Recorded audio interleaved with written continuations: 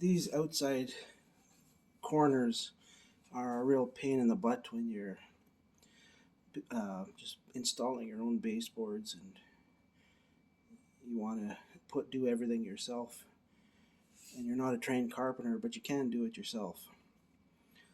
What I did was I'm using MDF 3.5-inch boards, and what I did was I cut two small pieces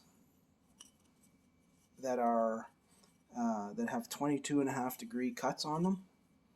And what I did was I put those on the corner, because what you want to do is you want to find your 90-degree, right?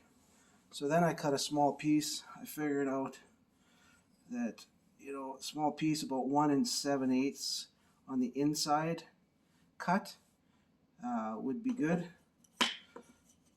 Now, what am I doing here? Of course, now that I'm showing you, anyways. So what I did was I made sure that all my cuts were 22.5, so it equals 45. 22.5 equals 45. Now, when I go to install the baseboard, I just have to mark where this fits up tight with these template pieces.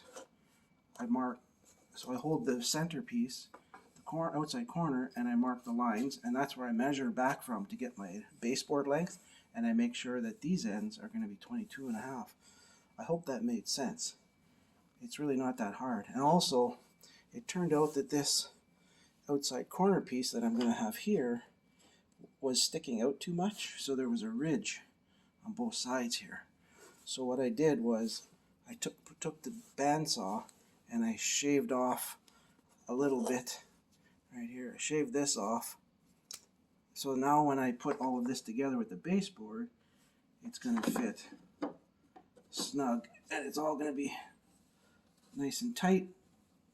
And there will be a little bit of a gap just on the top, on the centerpiece, but I'm going to throw a little bit of caulking in there, and it's going to look professionally done. So I hope that made sense.